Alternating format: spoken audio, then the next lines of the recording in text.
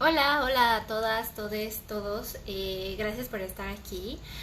No tenía planeado hacer este en vivo, creo que nunca tengo planeado cuándo hacer estos en vivos, pero sin duda estoy bastante indignada.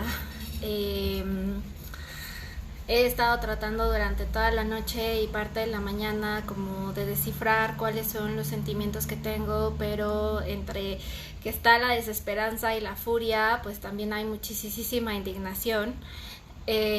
Ustedes saben que yo soy de Hidalgo, tengo carita de pastel.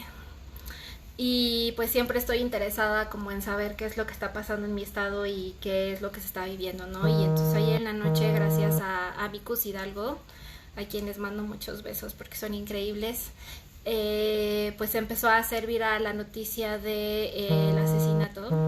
Yo diría que es un asesinato, pero ya lo dirán después. Las noticias dicen que es una muerte de Betty, pues esta doctora de 30 años que fue detenida en Progreso Hidalgo y casualmente murió en su celda, ¿no? Me parece que estamos en un momento muy característico en Hidalgo, en el cual pues no solamente estamos viviendo el tema de post las elecciones, sino que traemos arrastrando una serie de medidas represivas por parte del Estado que nos están mandando señales de alerta, y creo que si no les hacemos caso en este momento van a ocurrir cosas peores y sin duda tenemos que poner manos a la obra para evitarlo. ¿Por qué lo digo? La verdad es que Hidalgo, en especial Pachuca, siempre ha habido un tema de falta de empatía, de mucha desesperanza y demás, por el cual la gente no sale a protestar, ¿no? Recuerdo muy pocas protestas que hayan tenido más de 100 personas, ¿no? Incluso marchas, el Pride y esas cosas. No es un estado que sea contestatario ni nada. Hemos sido un estado como realmente que ha sufrido las secuelas de esta dictadura perfecta que tenemos pues por parte del Partido Revolucionario Institucional, ¿no? Donde las fuentes de trabajo dependen de justo este partido, del gobierno, ¿no? Y no hay otras opciones ni calidad de vida, ¿no? Y en los municipios es donde hemos encontrado como una mayor convicción de ciertas personas para justo protestar y exigir la validez de sus derechos, ¿no? Como por ejemplo Ixmiquilpan. Ixmiquilpan es un municipio bastante contestatario y a quien también le tengo mucho cariño, ¿no? Sin embargo, pues a partir de que pasa lo de la marea verde, porque digo, no voy a contar la protesta del Tusobús, porque aunque sí los hidalguenses y los pachuqueños y las pachuqueñas no estábamos de acuerdo con el chingado Tusobús y todo lo que se hizo para dañar la estructura de transporte público en el estado, sin duda esa protesta tenía otros tintes políticos donde se manifestaron como 3.500 personas, o sea, en Pachuca fue alucinante, pero tampoco había muchas personas que fueran de Pachuca, entonces tintes políticos. Pero bueno, o sea, les digo, las manifestaciones nunca han sido como parte de nuestra cotidianidad, como se viven acá en la Ciudad de México, que pues uno sabe que si hay tráfico probablemente es porque hay alguna manifestación en algún lado. Allá no, ¿no? Son pocas, digo, la primera protesta feminista de la que se tiene cuenta es la del caso de Carmen Rincón, por su caso de violencia obstétrica que fue en los 80s. Y de ahí como no había habido como otro tipo de manifestaciones, ¿no? Sin embargo, el Estado está tomando estos tintes muy autoritarios, no es que no existieran, pero están siendo cada vez más evidentes, en los cuales, ¿cómo explicarlo? Pues nos está mandando señales, ¿no? Y desde el año pasado, bueno, cuando empieza lo de la marea verde, que es lo que vuelve a dar como un halo de rejuvenecimiento y demás al movimiento feminista en América Latina, particularmente en México, pues vimos cómo las chavas empezaron a organizarse, ¿no? Luego vimos que hubo estas manifestaciones por parte del club que tenían que ver con justo exigibilidad de derechos en la Universidad Autónoma del Estado de Hidalgo, ¿no? Y luego empezaron estas marchas por los feminicidios. Hubo una que otra marchita ahí como de casos de feminicidios de niñas y demás, pero eran más bien como los vecinos y las vecinas que se habían organizado. Y luego pues empiezan estas marchas ya como de tintes políticos feministas, ¿no? Donde, bueno, había también ya graffiti, pues principalmente graffiti y uno que otro video roto, ¿no? Como muestra de otra forma de expresar la protesta, ¿no? Sin embargo, desde el año pasado, a pesar de que estábamos en una pandemia y todo, bueno, en la marcha del 8M tengo entendido que ya había presencia de policías y de granaderos, o como le llaman, policía antimotines. Y esta policía estaba ahí, ¿no? No tenían instrucciones de hacer daño ni nada, pero bueno, ahí estaban, ¿no? Tratando de resguardar y todo. Yo tuve la oportunidad de estar en la protesta del 28S y pues ya había mucho más presencia de policías y de policías antimotines y pues estaban siguiendo a las chavas. Yo la verdad me quedé al final del contingente con mamá porque le decía como hay que vigilar que no les tomen fotografías, que se puedan ir, ¿no?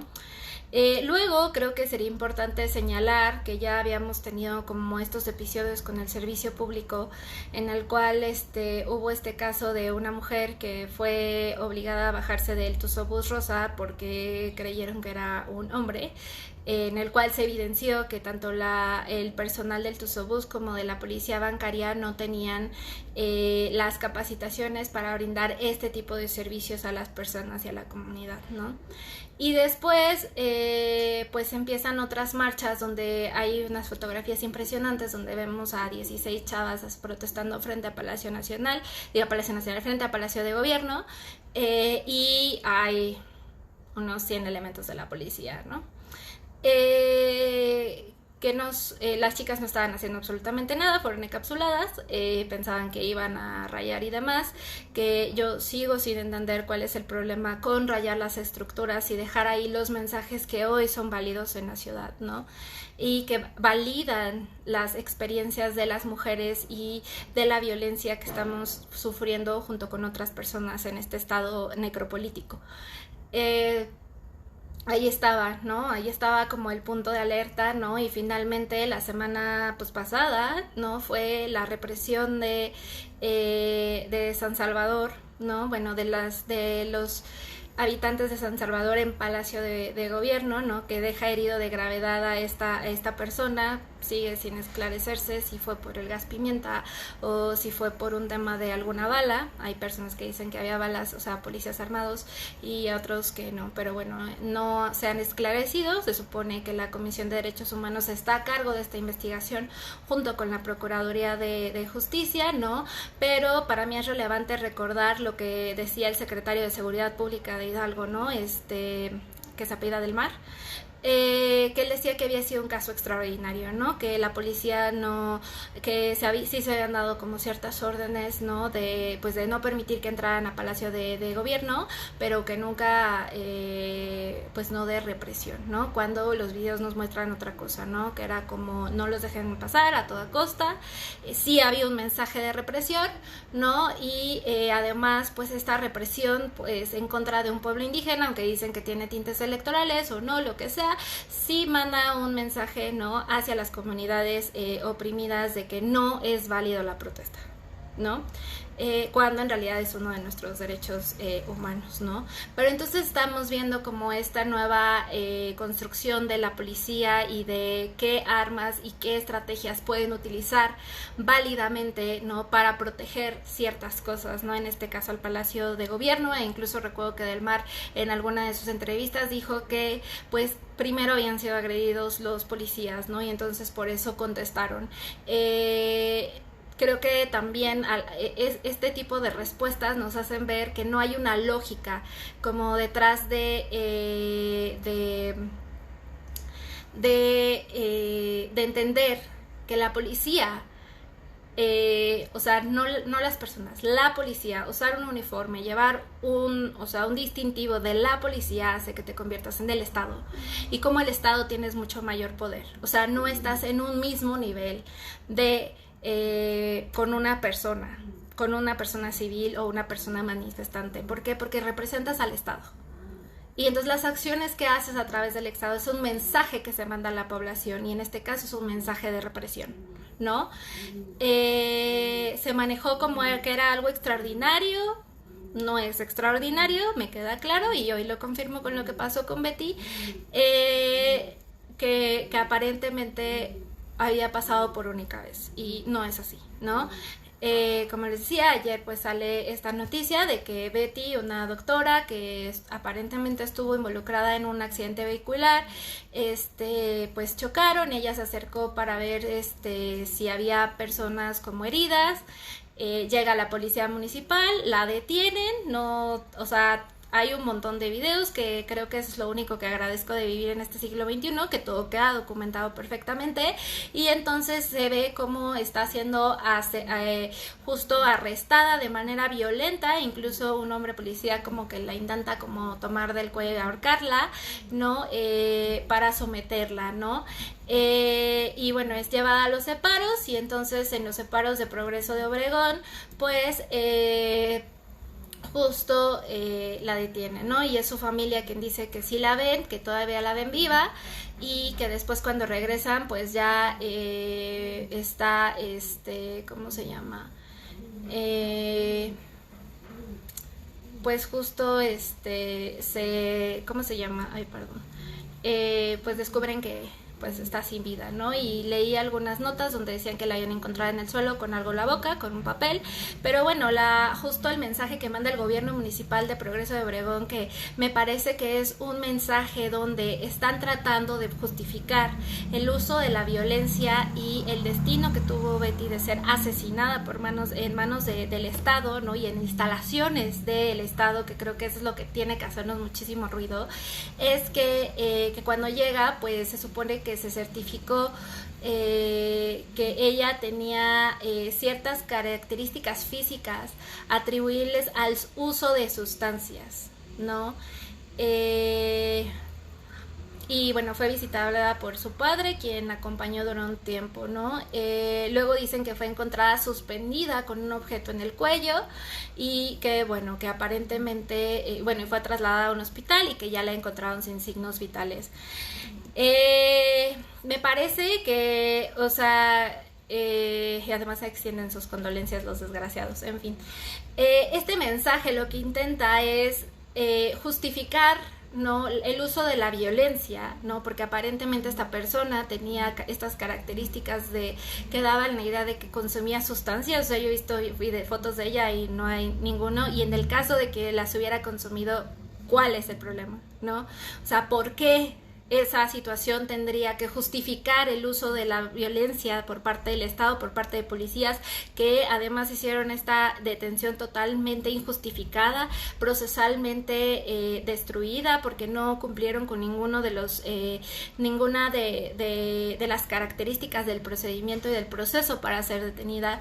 Y bueno, además a mí se me hace increíble pensar que alguien se suicidó en las galeras, ¿no? En estos lugares, porque son lugares muy pequeños que no permiten como ese tipo de características, ¿no?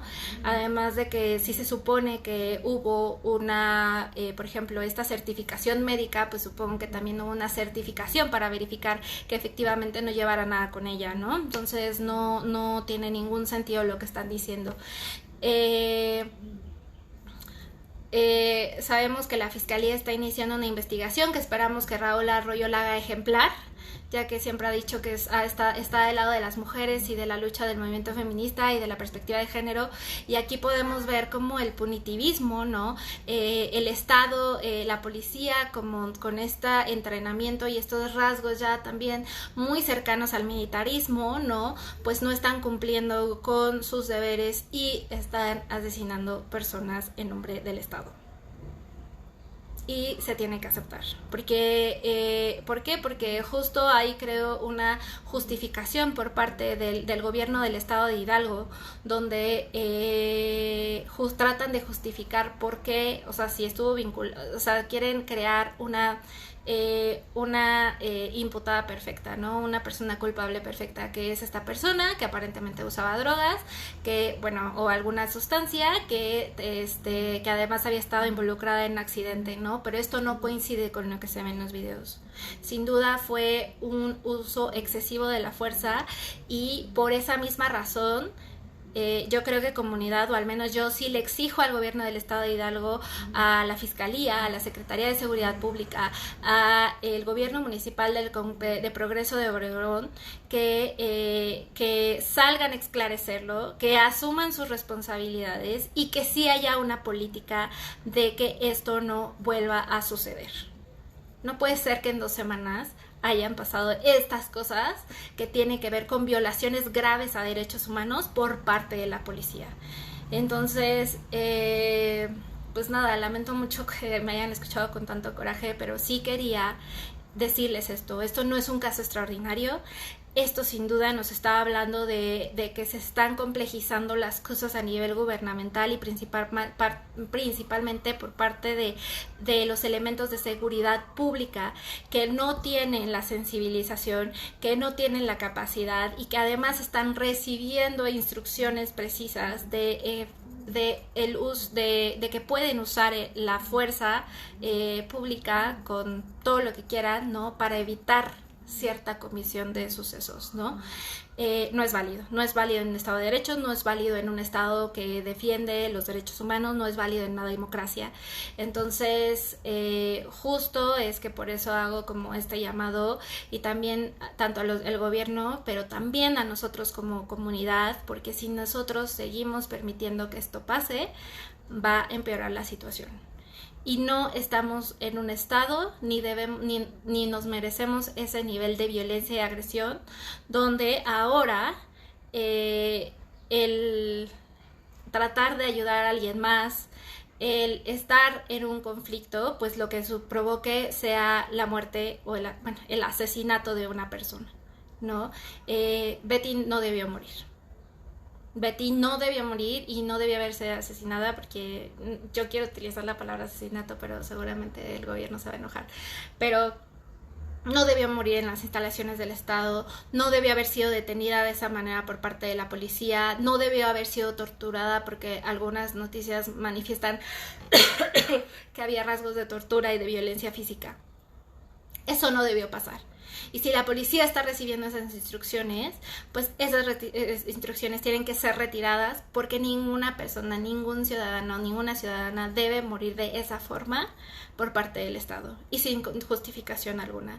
Y si lo que quieren es mandarnos este mensaje de terror, pues hay muchas personas que lo estamos recibiendo y no nos vamos a quedar calladas. Espero que haya justicia para Betty y para su familia, pero también justicia para toda la ciudadanía que no merecemos estos gobiernos. Espero en algunas semanas ver cómo sigue avanzando esto y que podamos platicarlo, y pues les agradezco mucho.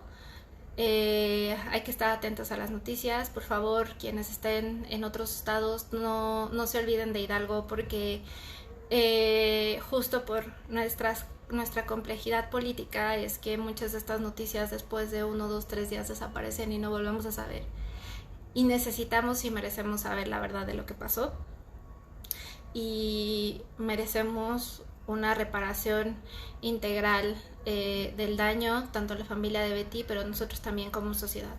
Necesitamos tener la garantía de no repetición por parte de las autoridades, y que dejen las autoridades como la Secretaría de Gobierno, la Procuraduría, el Gobernador, que la Comisión de Derechos Humanos, que no llamen a estos eventos extraordinarios. Estamos en un contexto de violencia.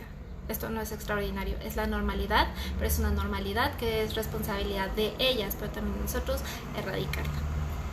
Y pues nada, espero que tengan un lindo fin de semana. Abrazos para todas.